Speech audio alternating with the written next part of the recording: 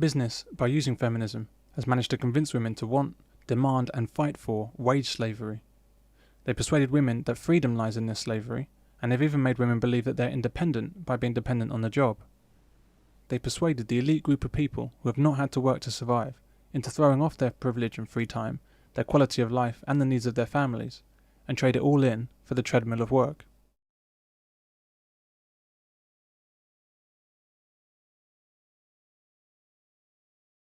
If you can look at all the family tax credit systems and that type of thing, and payments to encourage the childcare facilities and that sort of thing, then obviously that's the route that they're taking. And if it appeals to women, and women have been told and brainwashed over the years that you've got to go back out to work, and they have been brainwashed, and there's all these childcare facilities as well, then you end up with a society that's moving along that line of its own volition. Government has used feminism to grow larger in power by attempting to act as a replacement for men and fathers. By splitting up men and women, and by deliberately failing to support family, government has ensured that women stop looking to men for support and reach out to government instead. Amy, are you getting enough from the state? I don't think I am, no. What do you get at the moment? Just Pardon? What sort of help do you get? I'll get housing benefit and income support. Government policy of not supporting the family. One father, one mother under one roof with its biological children. That's no longer supported. You have the radical feminists who are pushing to exclude men from the family. That's one of their avowed aims. We want men out of the family. Unfortunately, we are described as the enemy. By drafting equality laws and lying about the treatment of women at work, government has enraged women and made them even more determined to regard men as the enemy, to compete against men, and to flood into the workforce. To outlaw discrimination against you if you're black, if you're a woman. Men who work full-time still earn 40% more per hour than women who work part-time. We're going to tackle sexism in the city. Female vote tends to be the moving vote. When you go back past previous elections, the male vote tends to stay fairly static. The female vote is the one that shifts. So if they can shift that female vote into their camp, and it means giving them whatever it is they need to give them to keep them there, then that's what they'll do. It's only politics. But government's aim has never been to make women happier or improve their lives. Just as with business, its aim has always been to get more economic use out of women by removing them from their children and putting them to work. And this is sold to women as a positive thing for families, and women are stupid enough to swallow it and ask for more. Maybe if they gave us a little bit more leeway with childcare and the whole area around childcare, then maybe we could go back and support ourselves. That under Labour, breakfast and after-school clubs like this one would guarantee affordable childcare before and after school. It is not about children being abandoned in schools for 10 hours a day all year round. Parents can drop their children off 7 o'clock in the morning, don't have to pick them up till 6 o'clock in the evening. Tony Blair thinks this is a model for the rest of the country. He wants to introduce this in every primary school right across the country, and he says he can do it within 5 years. Government doesn't even try to hide what they're doing, and they're brazen enough to tell everyone, but women still don't get it. Fairness is important for our economy. An economy which sees no one pushed to the margins or excluded brings the widest pool of workers to employers, brings the widest pool of workers to employers, brings the widest pool of workers to employers.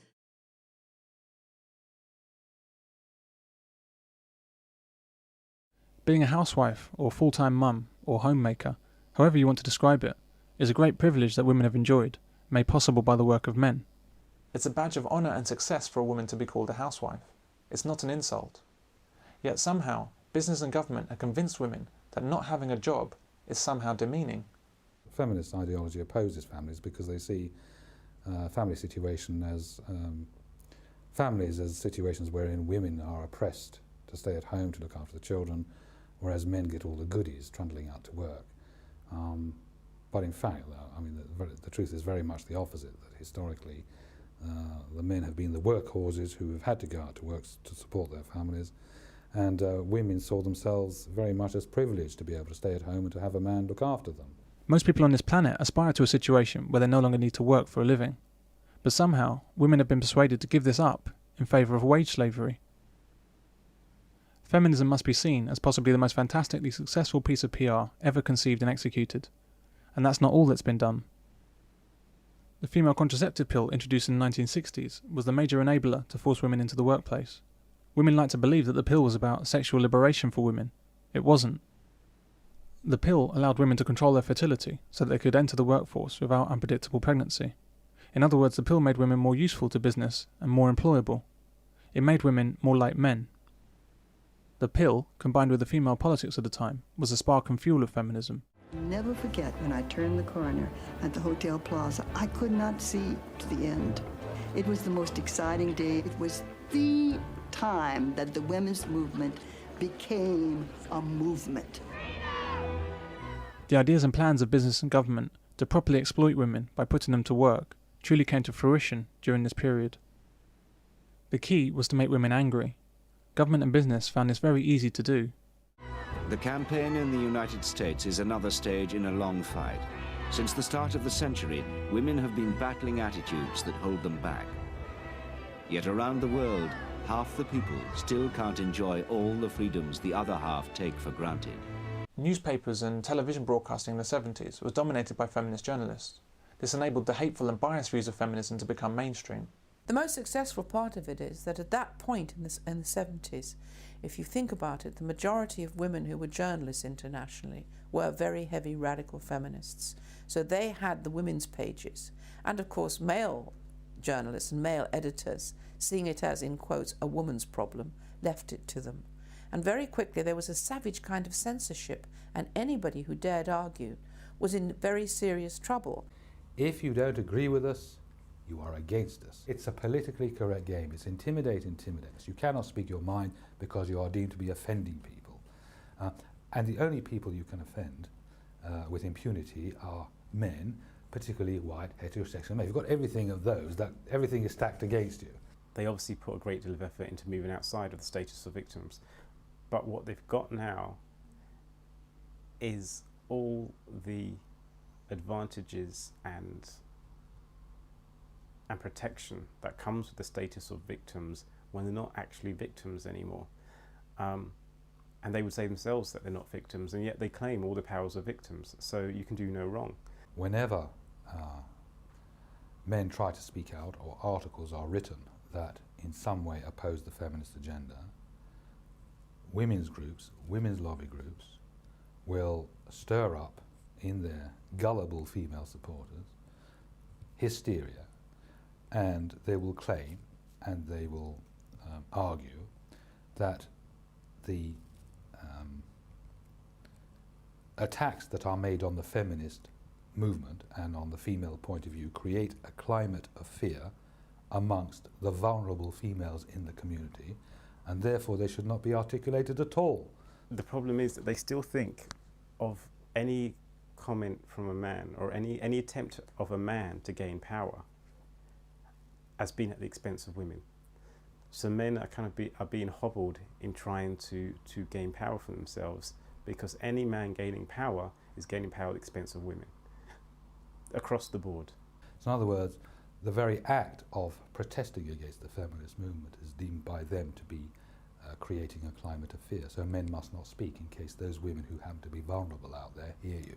No man can help themselves, because when a man does that, they're taking it away from women. Why was it female psychology that took over, if you like? Well, firstly, they were in charge of publishing. They spend 70% of the money. They are therefore very important from the point of view, say, newspapers and the media in general with selling their wares. They will lobby companies and suggest that if they are supporting views which are inconsistent with the feminist movement, they are supporting abuse against women. So what women do is they can be oppressive, and as we've seen with fathers' rights, they are being oppressive, but they will never even think of themselves as being oppressive. They won't even imagine that they're being oppressive, because in their mind, in their world, they're victims, and they're still victims. For the last goodness knows how many years, time and time again, one would read in the newspapers that the laws were somehow biased against women. Can you believe it? Lawyers, A, B, C down to Z would write about how women were unfairly treated with regard to the alimony, their alimony in divorce, what have you. Baroness Kennedy, Helena Kennedy, people like that. They would proudly proclaim who they were and what their objectives were. 2 years ago, a barrister wrote in the Times an article which quite meekly pointed out that men were sometimes unfairly treated in the law. He didn't dare give his name. This was only 2 years ago. And so my point is that that's how much intimidation people feel about speaking out.